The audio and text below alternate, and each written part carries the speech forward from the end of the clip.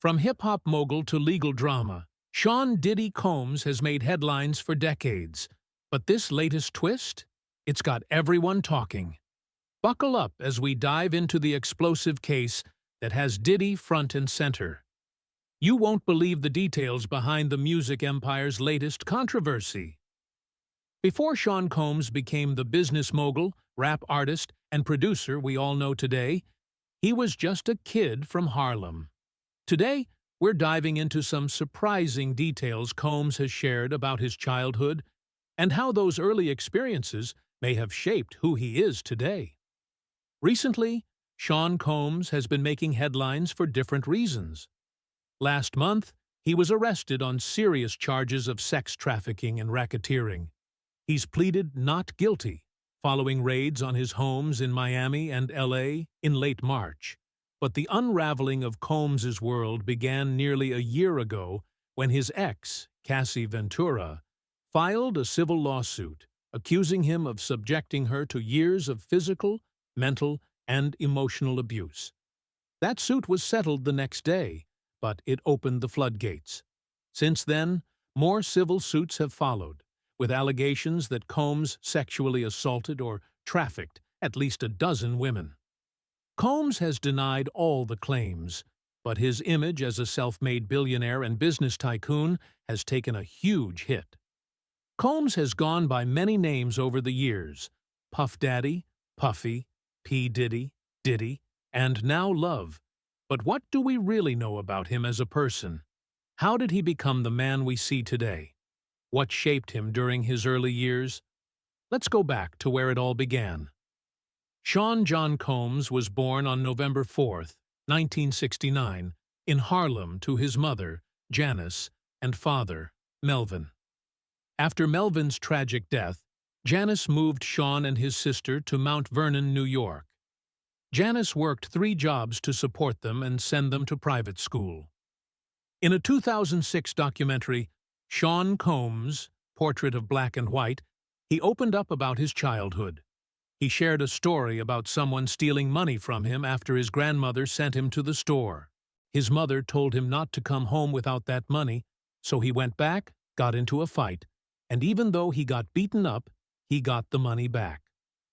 Combs recalled that his mother was preparing him for the real world, always telling him to hit back harder if someone hit him first. Combs's father, Melvin, was shot and killed on Central Park West in 1972. For years, Sean believed his father had died in a car accident because that's what his mother told him. Later, Combs found out the brutal truth, that his father was murdered, and that Melvin had been involved with the notorious Harlem gangster, Frank Lucas, whose story was immortalized in the movie American Gangster. Combs learned that his father was more than just friends with Lucas. He was a major player in the drug scene himself. Combs has said he doesn't want to glorify that part of his father's life, but in interviews, he's acknowledged that his dad had a lot of drive and determination, qualities Combs himself inherited. Combs also opened up about his sense of loneliness and admitted that he doesn't consider himself to be a great friend. He said, "I don't really think I'm someone you'd call when you're going through something. I don't think I have the patience to slow down and give people the attention they need." He revealed other details from his childhood that make us question how these experiences might have influenced his views on women and sex. Combs spoke in the documentary about how he lost his virginity when he was just 12 years old. Combs also talked about watching pornography at a young age. "The first time I had sex, I wasn't scared, it felt so good to me, but I just remember how impressed I was because I used to watch Midnight Blue, and how I felt I was just as good as the porno stars, like in Midnight Blue." In the documentary, Combs talks about being sexually active at a very young age. It's important to point out, however, that those who are abused, exploited, or exposed to inappropriate sexual experiences in childhood don't necessarily grow up to be abusers themselves. Most do not. While Sean Combs isn't the first person to have experienced a traumatic childhood, This doesn't absolve him of responsibility for his actions. Early exposure to sex can certainly shape one's views on intimacy and even influence how someone relates to pornography. Combs has pleaded not guilty to the charges, but the allegations suggest he hosted days-long sex parties, which could involve a variety of things. It's worth considering that Combs may have developed some extreme views on sex, possibly stemming from his early exposure to it. Being exposed to sexual experiences at such a young age is undeniably a form of trauma and abuse. People who encounter these situations can develop various issues, like difficulty with intimacy, objectification of women, fear of vulnerability, hypersexuality, or, on the opposite end, sexual avoidance. It's a complex issue, and while it may help explain some behaviors, it doesn't excuse or directly correlate with the accusations against him. When you combine those early experiences with celebrity status, you get someone who might develop deviant views on sex. Add in the power and wealth that comes with fame, and you have a person who may feel untouchable, acting without fear of consequences. It's a toxic combination: celebrity, trauma, and a belief that their actions are beyond reproach due to their status. Nowadays, widespread access to the internet and social media means younger children are being exposed to explicit material, including pornography. Some may act out sexually at an inappropriate age, which could be linked to their exposure. However, the impact of this depends heavily on various factors like the child's temperament, parental guidance, and their overall support system. Drug use is another concerning factor in this situation.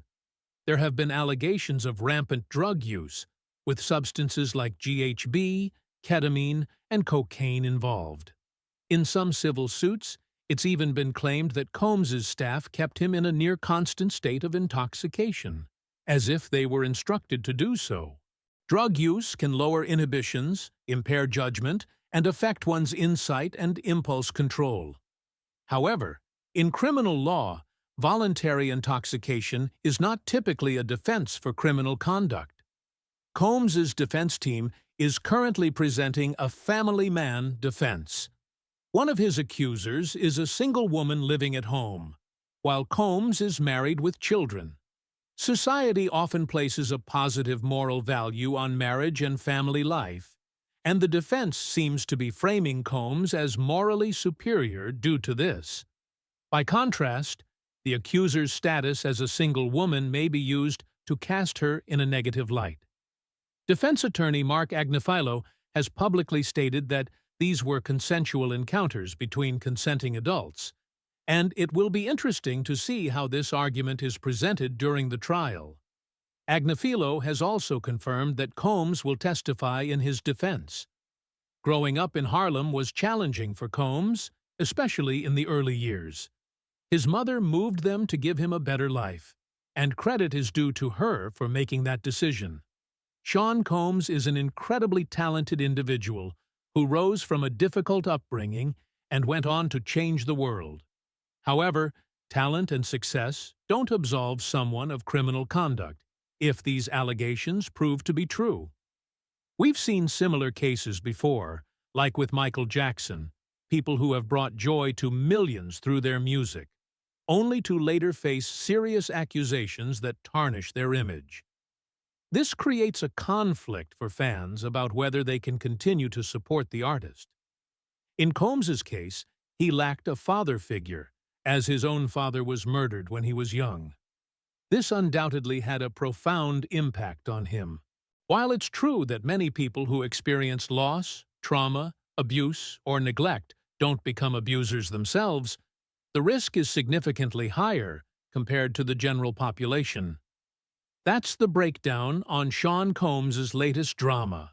If you want to stay ahead of the curve on all things American news and culture, hit that subscribe button and ring the bell for notifications. Don't miss out. We've got more deep dives and wild stories coming your way on American Horizon. Stay tuned and stay informed.